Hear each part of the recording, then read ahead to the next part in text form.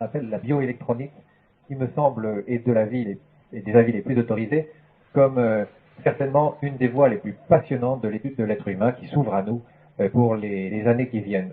Je tiens à ce que nous remercions tout particulièrement le professeur Vincent d'être parmi nous ce soir, car il part en mission officielle pour l'Espagne demain matin, et donc il sacrifie un peu de son sommeil et de sa fatigue pour être parmi nous ce soir, et je crois qu'on peut le remercier.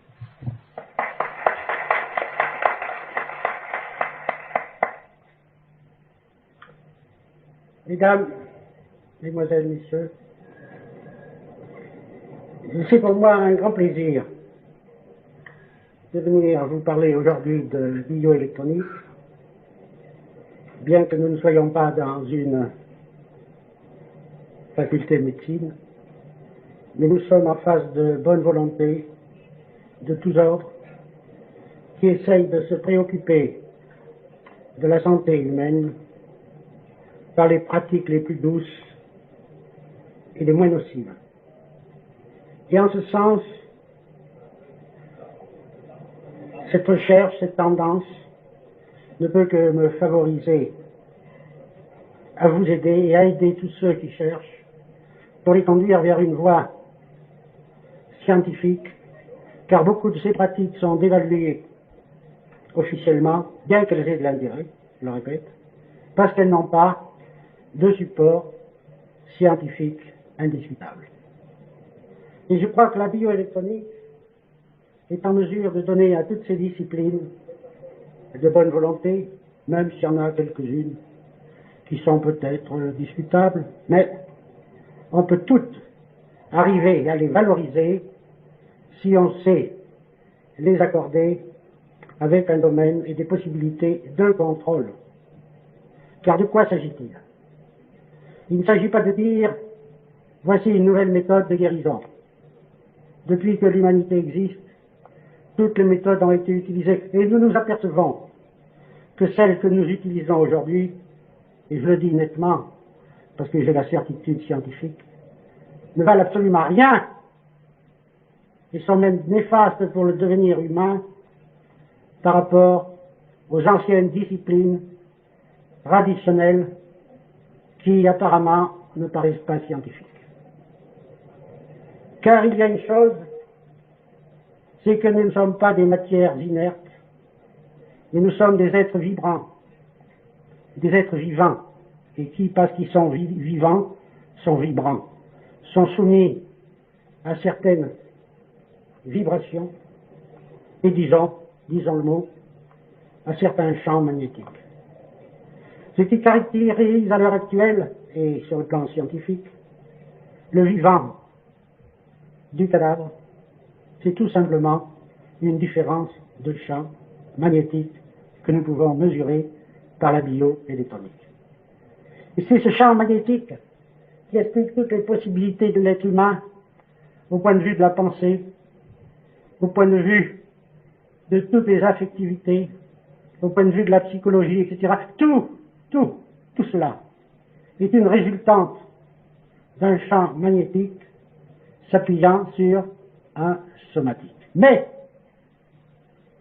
cela n'est valable qu'à la condition que ce somatique soit lui-même équilibré et non déséquilibré, sinon le champ magnétique est lui-même déséquilibré. Ce qui veut dire en d'autres termes, c'est que le psychique dépend du somatique, c'est-à-dire de notre support matériel, de notre chair.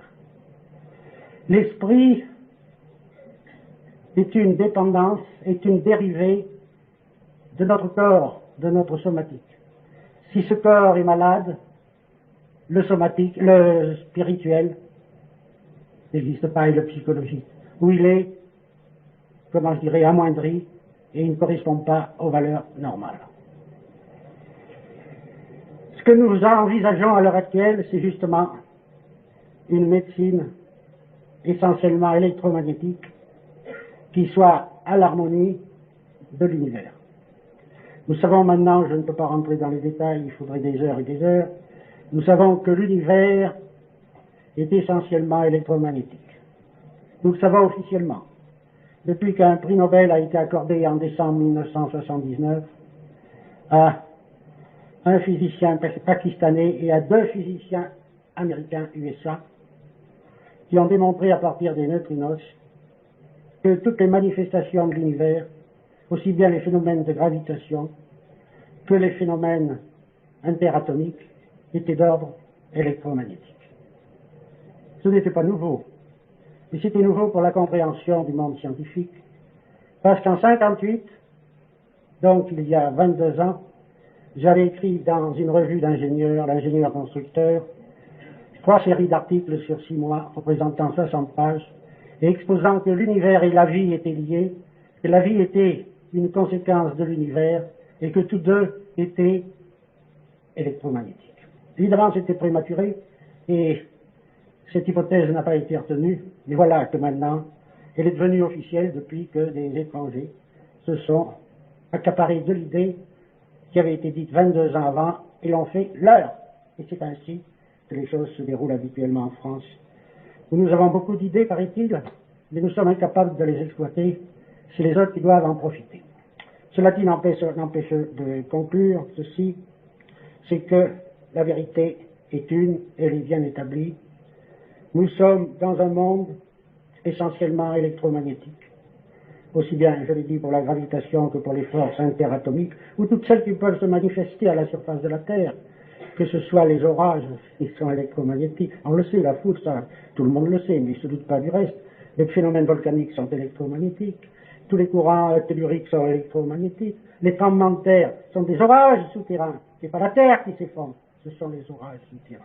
À telle enseigne que dans certains tremblements de terre, d'abord, lorsqu'ils se sont manifestés, des gens sont foudroyés, sont électrocutés par les décharges qui se produisent sur le globe. Mais bien avant, vous avez la prémonition de la catastrophe qui se manifeste chez les animaux qui sont très sensibles, comme les chats notamment, les serpents et les chiens. Ce sont les serpents les premiers qui, dans un sol qui commence à avoir un potentiel qui augmente, un potentiel électromagnétique, les serpents sortent de leur trou et se répandent à la surface de la Terre.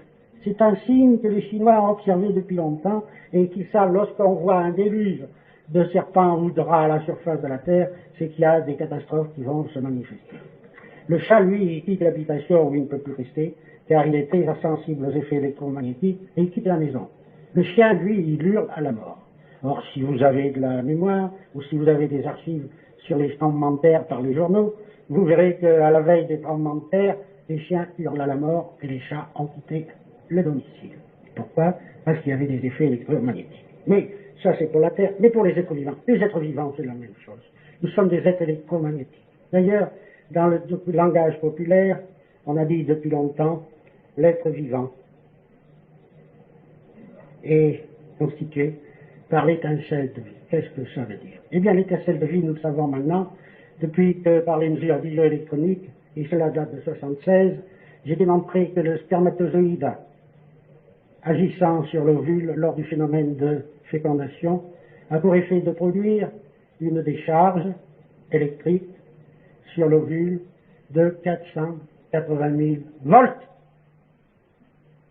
Évidemment, il y a très peu d'ampérage, il y a très peu de puissance, mais il y a un potentiel très élevé qui a pour effet de coaguler immédiatement l'ovule et de permettre la préservation de cet ovule de l'atteinte de toute autre attaque de spermatozoïdes. Les Égyptiens avaient observé ce phénomène depuis très longtemps, puisqu'ils disaient la fécondation, et cela je parle dans le livre de Thoth que l'on trouve au temps de Ménès, c'est-à-dire 5000 ans avant Jésus-Christ, où il parle que la fécondation des humains et des animaux est effectuée par un feu céleste. Il disait c'est le feu de Sirius, c'est le feu de Sotis. Sotis, c'est l'étoile Sirius qui assurait la base du calendrier égyptien. Eh bien, ce feu céleste, c'était une décharge électrique, tout simplement, mais que maintenant, avec la physique atomique, nous sommes en mesure de chiffrer. J'ai trouvé 480 000 volts, les derniers calculs avec les physiciens à Paris, eh bien, oh, ici, c'est pas 480 000, c'est 100 000 ou 520 000, ça n'a pas d'importance.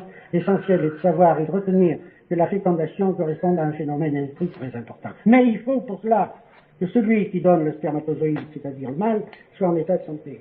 Alors vous savez, à l'heure actuelle, ce qui se produit, c'est qu'il y a beaucoup de stérilité, il y a beaucoup de couples qui voudraient avoir des enfants, de jeunes couples qui ne peuvent pas en avoir. Pourquoi?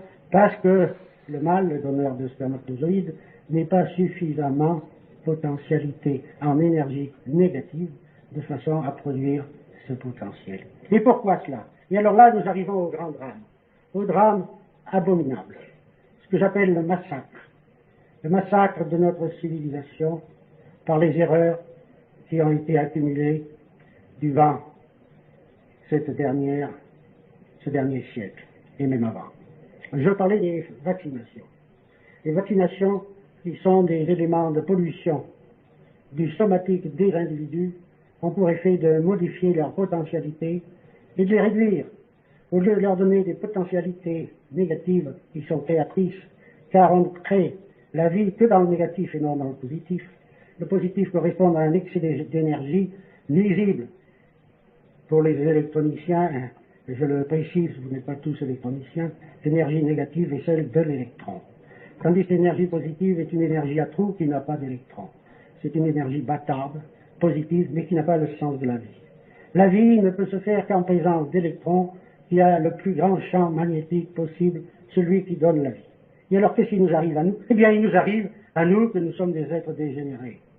Nous sommes des êtres dégénérés parce que nous n'avons pas d'électrons, parce que nous n'avons pas de champ magnétique, parce que nous avons été pollués par les vaccinations d'un individu qui s'appelait Pasteur et qu'on honore dans toutes les universités, malgré que je proteste contre lui depuis plus de 30 ans, en le dénonçant comme le plus grand malfaiteur de l'humanité, celui qui a répandu sur la planète non seulement les thromboses, mais les cancers, les dégénérescences, etc., avec ses vaccins, parce qu'il a triché sur la théorie des vaccins.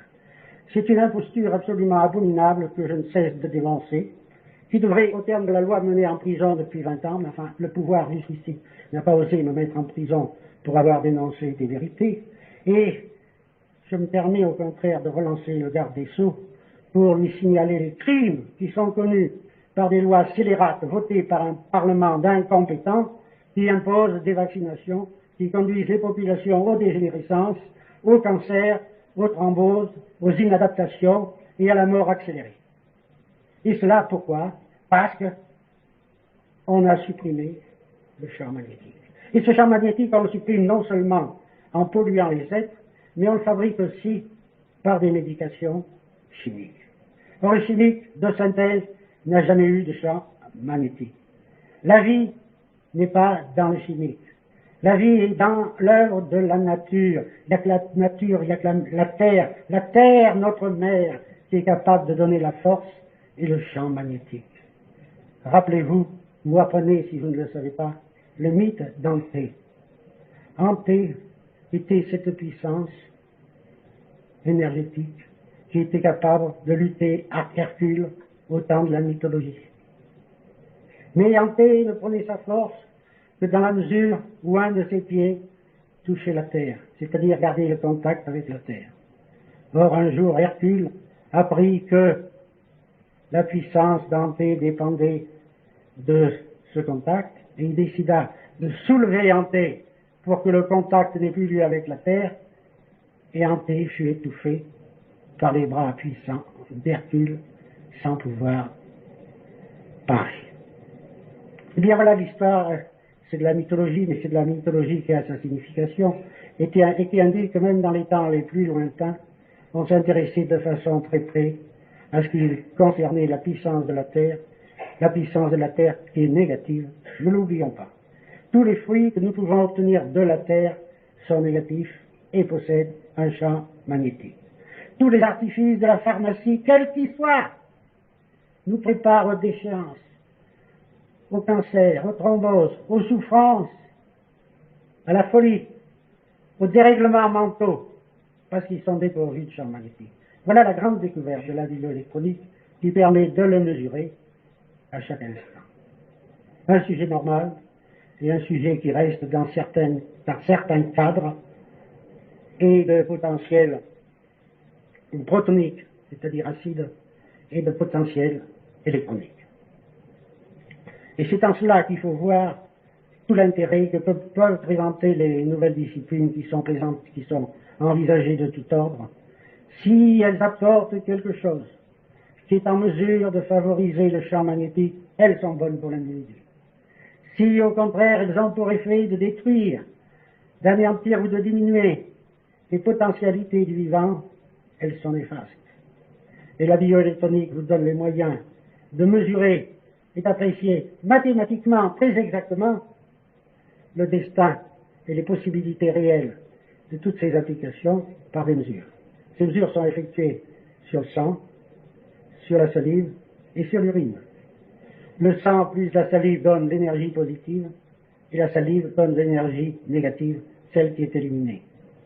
Pour qu'il y ait une bonne santé, il faut que l'énergie soit très résiduelle, soit très légèrement positive. Si elle est trop positive, alors que l'énergie de l'urine est négative, il y a un excès positif et c'est le cancer qui se déclenche. Parce que le cancer n'est pas autre chose qu'une possibilité exagérée de développement d'une énergie positive, c'est-à-dire sans électrons, c'est-à-dire sans champ magnétique. Et on voit alors dès lors toutes les maladies. Je vous ai parlé des maladies mentales, mais elles ont toutes passé à l'ordre du jour, parce que la bioélectronique conçue il y a à peu près, depuis 1935, nous sommes en 80, ça fait 45 ans, ont été enseignés en Allemagne à partir de 60, étudiés en Allemagne depuis 60, c'est-à-dire depuis plus de 20 ans, et reconnus entièrement valables dans toutes leurs possibilités, étudiés sous toutes les phases possibles des maladies. Et ce qui a fait et a justifié la création d'une société internationale d'intérêt public sur la bioélectronique Vincent, dont je suis simplement le président d'honneur à vie, car la direction effective doit rester à des médecins et à des jeunes qui sont empathiques avec le malade. Moi-même, je ne suis pas médecin, je suis ingénieur et physicien, j'ai conçu les théories, et ce sont les médecins qui les appliquent et qui ont reconfirmé la valeur de ces théories. Eh bien, ceci vous est dit pour que vous sachiez ce qui existe, quelles sont les possibilités que nous avons actuellement pour pouvoir déterminer l'état d'un terrain biologique. Vous dire très rapidement si vous êtes sur le cancer, si vous préparez à un cancer ou une thrombose, si vous êtes en déficience d'âge ou en augmentation, si vous êtes rajeuni ou si vous êtes vieilli, si vous allez vers la catastrophe ou non, tout cela se voit très simplement sur les mesures. C'est un bilan électromagnétique qui est fait et qui ne trompe pas parce que la vie est très électromagnétique. Le jour où vous avez des fatigues, vous vous sentez fatigué, eh bien il y a quelque chose qui n'est pas normal. C'est pas de prendre des médicaments. Les médicaments, je vais vous les indiquer, les grands médicaments, ils sont naturels, ceux qui permettent, qui ont fait des miracles. Et dans toutes les positions, je vous en citerai quelques-uns, qui sont absolument incroyables, mais qui correspondent maintenant à des explications et à des certitudes absolument scientifiques. Qu'est-ce que nous sommes? Que sont les animaux? Nous sommes des êtres qui sont constitués de 65% d'eau. 65% d'eau. La vieillesse se caractérise par quoi? Par le raidissement, par la diminution d'eau, par une baisse du taux d'hydratation qui peut baisser jusqu'à 45%, et à ce moment, les plus graves catastrophes sont prévisibles, mais qui baissent progressivement. Donc c'est cette eau qu'il faut surveiller. C'est cette eau qui règle tout. Parce que l'eau, ne l'oubliez pas, l'eau est un liquide absolument extraordinaire. L'eau pure, et alors là je fais un distinguo entre l'eau pure et l'eau minérale. L'eau qui est publicitée par tous les charlatans qui vendent des eaux minérales, qui ont des eaux minérales à vendre. Depuis 40 ans, je dis qu'elles sont cancérigènes. On a dit Vincent, il est fou. Mais Vincent n'est pas fou du tout. Il est bien tranquille. Et voilà qu'on vient de retrouver en Amérique. Vous leur avez dit il y a 20 ans, mais ils n'ont pas cru. Lors d'une conférence à Chicago, où ils m'avaient invité, ils n'ont pas cru, parce que c'était pas possible qu'un Français trouve une chose comme ça. Il a fallu 20 ans aux Américains pour vérifier ce que je leur avais dit. Que les cellules cancéreuses étaient bourrées de minéralisation, et que c'était cette minéralisation qui créait une pression osmotique, laquelle produisait la construction anarchique de cellules monstrueuses. Un simple phénomène physique. Et voilà que c'est fait, voilà que c'est découvert. Et on parle de grandes découvertes. Mais il y a 20 ans, il y a 40 ans que c'est écrit dans mes livres. Mais personne ne les regarde. Personne. Absolument pas. On continue de prôner les eaux minérales. Non, non. Voilà l'Académie de médecine. Voilà l'Académie de médecine qui, ces jours-ci, la brochure, viennent dénoncer l'usage des eaux minérales. Ben, on en a attendu 40 ans. Parce qu'il y a 40 ans, j'ai discuté avec les messieurs Avec 40 ans, je leur ai dit, les eaux minérales, lors de réunions, sont cancérigènes. Bien entendu, ils n'y ont rien cru. Je leur ai expliqué les codes physiques, etc. Mais ils n'y comprenaient rien. Ils ne sont pas physiciens. Ils étaient médecins. Le médecin n'est pas un physicien. Mais il doit devenir un physicien s'il veut faire de la bonne médecine. Sinon, il ne comprend absolument rien à ce qu'il fait. C'est pas de donner des médicaments qui sont chargés lorsqu'on a un cancer. C'est de supprimer la cause. C'est d'éliminer. C'est de diluer. Et quel est le remède? C'est l'eau. On dit, Vincent, mais c'est un charlatan, l'eau. Je ne la vends pas, l'eau, ça ne me rapporte rien. Je ne vends pas un remède de bonne femme à 100 francs ou à 200 francs. Là, on aurait le droit de dire je suis un charlatan. Moi, je ne vends pas l'eau. Je vous vends la vérité. Je vous la donne. Je vous la vends pas. Vous la voulez, vous la voulez pas. Écoutez mon enseignement.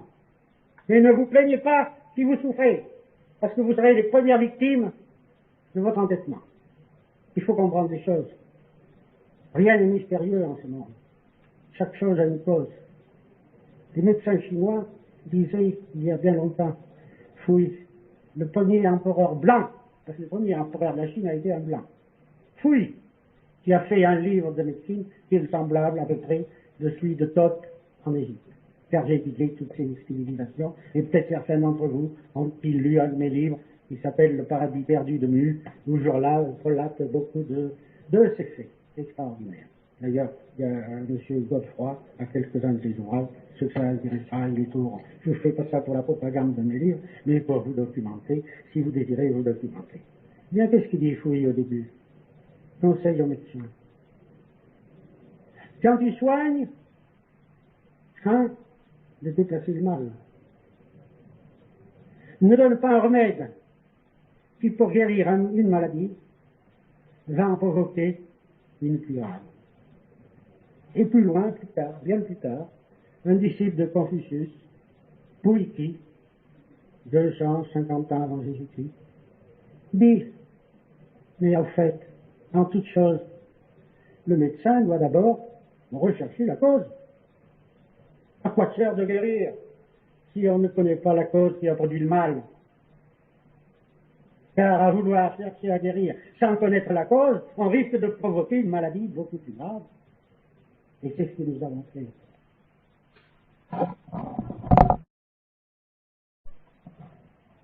Avec les vaccins, le charlatan et l'imposteur surtout, parce que je suis un abominable imposteur. Il a exposé scientifiquement des théories fausses. Il a été plébiscité dans toutes les académies, ce chimiste, imposteur, en disant « j'atténue des souches de microbes en les soumettant à des effets de chaleur, et je crée des nouvelles races de microbes qui vous guériront. » Et en effet, ces soi-disant microbes qui ont été travaillés par la méthode de Pasteur, ils ont pour résultat de guérir d'une maladie, la maladie microbienne. Mais on ne va pas plus loin. Seulement, quand on fait un acte médical, on guérit. Et après, est-ce qu'on ne va pas, suivant les principes de politique, créer une maladie plus grave? On vous guérit d'une chose pour vous donner quelque chose de plus grave. On a guéri de la tuberculose. Pour faire quoi? Pour créer les cancers du poumon. Eh oui. De l'un, on a fait l'autre. Et pourquoi la tuberculose? Eh bien, la tuberculose, c'est parce qu'il faut remonter à Jenner, encore un malfaiteur public, du temps de Bonaparte. Celui qui avait inventé la vaccine. C'était génial, la vaccine. On prenait du pus, de pustules, de mamelles de vache, qui avait la variole. Et ce pus, on l'instillait et on l'inoculait aux humains. Du pus d'une pustule de vache qui a la variole, on le prend et on l'inocule à un humain pour donner la santé. C'est bien. Quel progrès bienfaiteur de l'humanité par les académies de Londres et de Bonaparte. Premier consul qu'il a imposé à la France, le malheureux il s'est fait vacciner, mais il en est mort. Il en est mort 20 ans après, bien sûr, parce qu'il est mort jeune, Napoléon, à Sainte-Hélène. Il a étudié tous les cas. Et alors, et son fils, il a fait vacciner au roi de Rome, à 1 an. Et à 21 ans, ce magnifique jeune homme, qui enfant, était un enfant de toute splendeur, de toute vie, fut reçu l'inoculation de Jenner et immédiatement devint mortifié, anxieux, morbide, malade, et à 21 ans, il mourait tuberculeux au dernier degré, dans les bras de sa mère, accourue, ne lui laissant avec son dernier soupir qu'un cadavre déjà tout vert et empuanti, pourri. Et à l'autopsie, qui tient les documents autrichiens, que nous ne savons pas en France, donc dedans. Et à l'autopsie, le cadavre était rempli de tubercules. Parce que qu'on lui avait injecté, c'était de la semence du pus, de la pustule de vache. Or, ce pus, qu'est-ce que c'était? Eh bien, c'était une mycobactérie tuberculis, c'est-à-dire mycose champignon. C'est un champignon. On lui a inoculé du champignon qui ont mis 20 ans à prospérer dans l'organisme. Et ce fameux Jenner, bienfaiteur de l'humanité, proclamé bienfaiteur de l'humanité en 1800, comme Pasteur, bienfaiteur de l'humanité, et il a créé le cancer. L'autre a créé la tuberculose.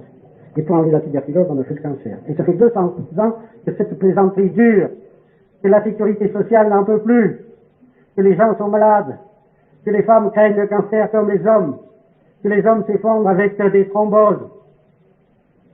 Étant jeune, même phénomène. Et alors, vaccination. Et on continue les vaccinations. Et il y a 500 imbéciles au Parlement français qui votent les lois. Il y en a 800 parce qu'il n'y en a pas 100 au Sénat, qui ne valent pas plus. Des crétins. Je les ai vus, ces gens-là, avant les lois. J'ai été voir les rapporteurs. J'ai été les voir étant professeur à l'école d'anthropologie il y a 30 ans. Je leur ai dit, monsieur le rapporteur, vous faites un crime contre le pays. Vous n'avez pas le droit de voter ces vaccins.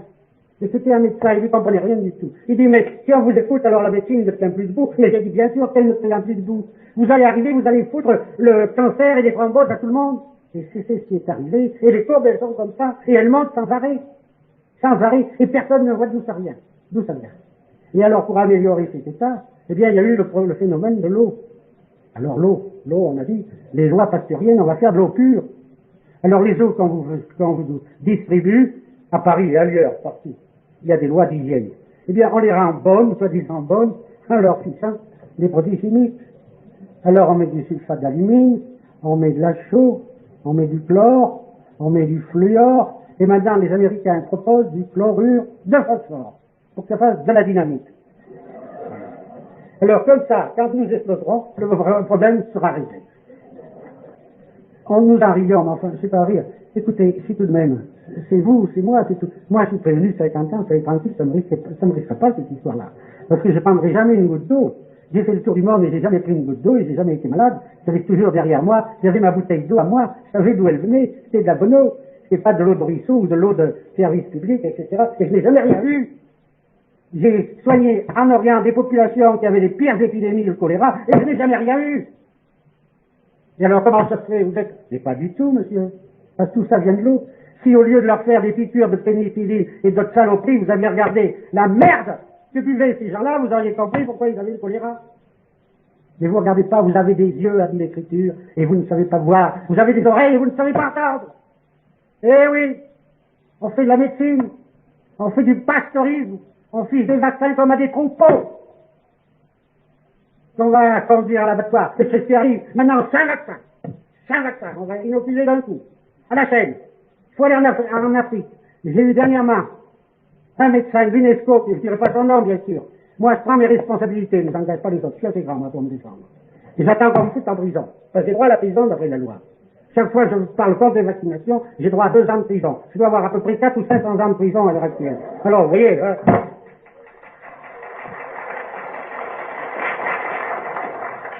Mais il y a un grand homme d'État qui a dit Vincent le met en prison. Alors, c'est tranquille. Parce que j'ai écrit à cet homme d'État, c'est le général de Gaulle. J'ai dit, Monsieur le Président, vous venez de perdre votre fille.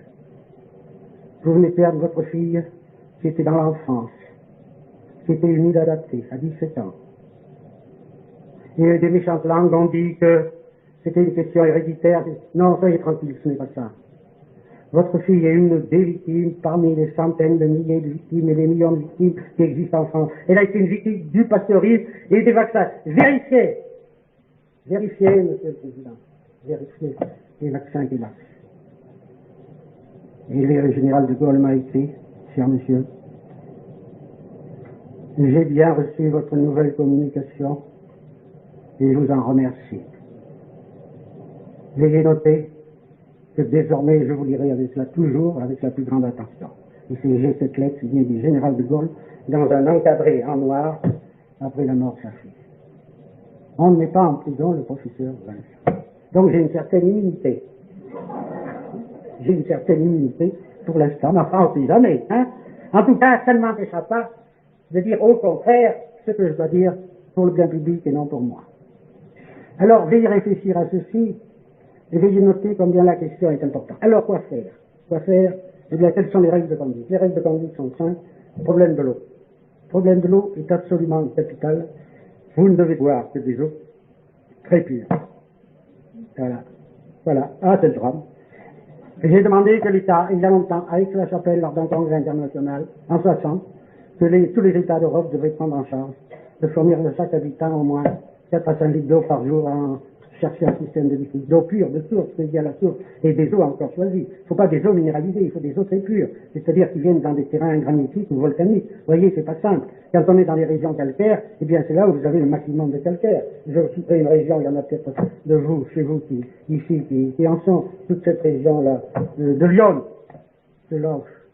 Les cancers sont, il y en a partout, partout. Même dans les campagnes où ils ont des eaux de source, parce que les eaux sont très calcaires. Les eaux sont excessivement calcaires. Elles minéralisent les tissus, elles créent des dépôts, elles créent des calculs. Et alors, chez les personnes âgées, ce sont les rhumatismes, ce sont les arthroses, les membres bloqués, etc. Nous fabriquons ça par l'usage de l'eau. Il faut 50 ans, bien entendu. C'est très amusant. Mais il y a 50 ans, je bois, maintenant j'ai compris, je bois que de l'eau très pure, très pure, très pure. Et la plus pure possible, c'est ce qu'il faut. Eh bien, je me donnais une épaule.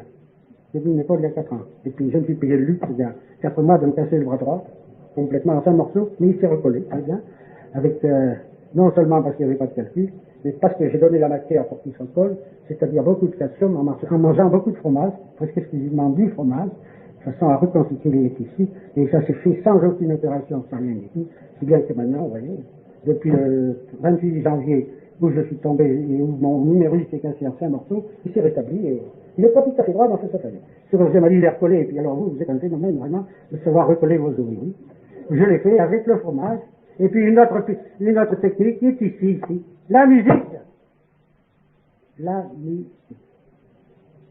J'ai trouvé des airs, parce que je suis resté 2 mois immobilisé, et je vous assure que c'est long pour quelqu'un qui est actif, là, c'est dans son taf et qui ne peut pas bouger, qui n'arrive pas à devenir fou. Alors j'ai fait de la musique, et j'ai trouvé des airs, un jour, dès le début, qui me faisaient vibrer. Mon bras, il faisait tout ça, on a dit ça, ça y est, c'est amorcé, et en effet. Et en un mois, j'ai eu mes os recollés, sans opération, sans rien du tout. Je vous donne la recette comme elle est vécue. Mais il y a mieux, c'est que avant, j'ai été payé le luxe de me tomber, je tombe toujours, et de m'arracher le bras gauche, luxation. Le bras était sorti, et il était par là, bon, il a fallu le remettre en place. Alors le chirurgien me dit, oh ben, vous savez, il n'y a rien à faire, il faudra que vous passiez par une opération. Enfin, on va voir ça, etc. Donc, j'ai dit, moi, je veux pas d'opération, rien à faire, débrouillez-vous. Allez, moi, je veux remettre en place en face sur ça. Il dit, on va la voir. Il me fait l'étude détaillée à la radio. Ah, il me dit, mais vous êtes un phénomène. Vous avez combien? Je dis, j'ai 71 ans à ce moment, puisque j'en ai 74 maintenant. Mais vous n'avez pas un dépôt, vous, dans les articulations, comment vous faites? Et je dis, c'est l'eau. Je dis, comment l'eau? Parce que ça fait 50 ans que j'ai pas vu d'eau calcaire, j'ai pas envie de me calcifier comme la chaudière à eau qui se remplit de dépôts, de tapes, ou comme la casserole, parce que nous sommes des chaudières à basse température. Si vous prenez des eaux minérales, vous chargez de dépôts, et il arrive un jour, quand vous avez 50 ans, 60 ans, etc., vous aurez des dépôts, vous aurez des arthroses. Vous voyez, le problème, tout se paye dans la vie. Il faut penser à tout. Et c'est là où est le véritable problème. Donc l'eau est le problème essentiel. Et le second, donc eau très pure, eau excessivement pure. Soit l'eau de granit, soit l'eau de volcan. À l'heure actuelle, ce que je peux vous dire, l'eau la plus pure qui existe, vous avez l'eau de Vaudeville, qui est bonne et qui est bien connue, et l'eau la plus pure, c'est l'eau de Rouscousse. Cette eau se mesure par la résistivité, c'est une eau qui fait 30 000 de résistivité, 30 millions. C'est-à-dire qu'il n'y a absolument rien. C'est de l'eau, c'est de H2O, et qui est excessivement agréable à boire. Alors tâchez d'en trouver, si vous n'en trouvez pas, je crois qu'il y a ici un stand, je l'ai vu, eh bien, c'est de l'eau à miracle.